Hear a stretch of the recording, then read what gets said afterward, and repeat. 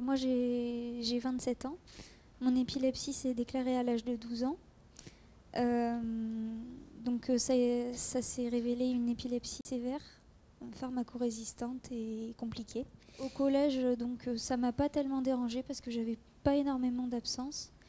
Et je n'ai même pas réalisé les conséquences que ça pouvait avoir. Pour moi, je ne savais pas encore que j'étais pharmacorésistante, donc pour moi, il suffisait d'avaler un petit bonbon et puis c'était bon.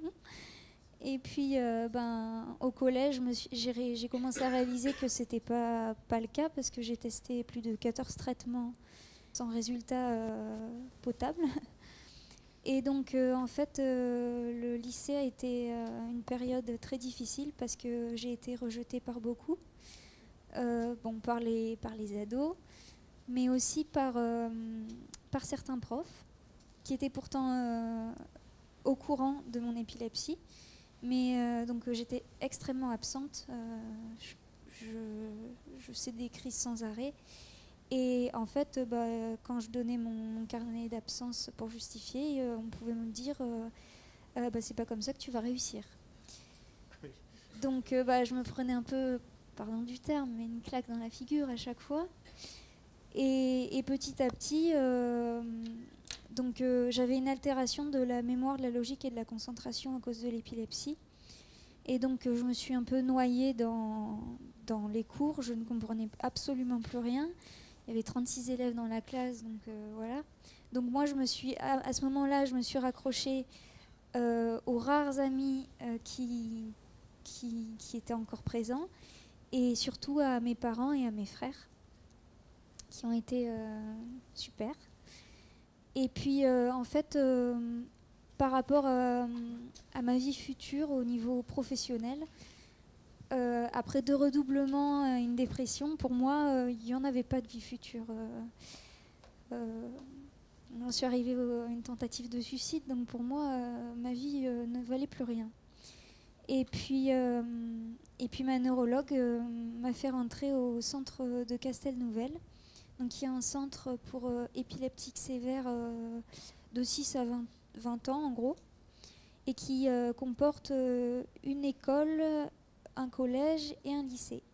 Donc en fait, j'ai été accompagnée par des éducateurs, des profs qui connaissaient la pathologie, des jeunes qui étaient épileptiques aussi, même si sur 80 jeunes, il y avait 80 épilepsies différentes. Même si mon épilepsie restait sévère,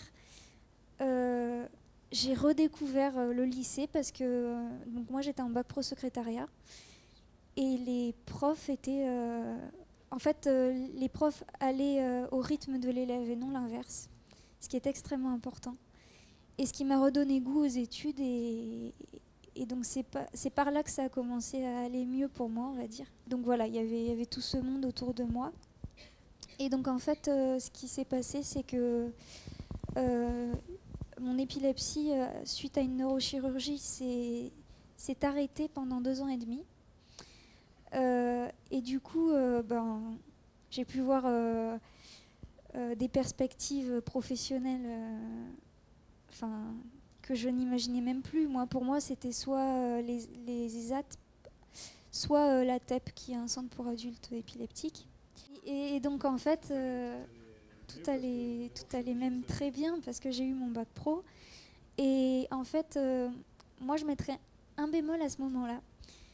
Et c'est quelque chose que je tiens à dire, et pour les parents ou tous les gens qui sont concernés par l'épilepsie, c'est que par exemple, moi on m'a dit, maintenant que tu as la RQTH, les éducateurs m'ont dit, maintenant que tu as la RQTH, tu vas trouver du travail, il n'y a pas de souci, etc. Et moi je mettrais un gros bémol, c'est surtout ne pas être surtout très réaliste avec le jeune. Parce que quand je suis sortie de ce centre et que j'ai découvert que c'était pas vrai du tout, que c'était une énorme galère, il m'a fallu 1 an et demi pour trouver un travail qui n'était pas ce que je voulais, mais bon, où j'ai trouvé un travail, ça a été extrêmement difficile. Moi, j'ai la chance d'être bien entourée, mais je connais par exemple un copain qui n'est pas bien entouré. et qui en est à sa 3e tentative de suicide parce qu'il ne trouve pas d'emploi, il n'a pas de réseau et il pensait que ça serait facile en sortant parce qu'il avait la RQTH et la H. Donc c'est quelque chose de très important. Il faut vraiment temporiser avec ça. Et aujourd'hui alors, où est-ce que vous en êtes? Aujourd'hui, mon épilepsie est revenue. Donc je suis redevenue épileptique très sévère et du coup je ne peux plus travailler pour le moment. Donc mon travail, c'est le bénévolat avec la FFRE. Ça me tient et ça me fait beaucoup de bien et ça m'intéresse. Pour l'instant, la science la science. On ne trouve pas en tout cas un moyen de me stabiliser. Voilà, mais je ne perds pas espoir et on verra par la suite. Maintenant, je suis beaucoup plus... je suis réaliste, je sais ce que c'est que de travailler, je sais ce que c'est que de ne pas travailler. On verra.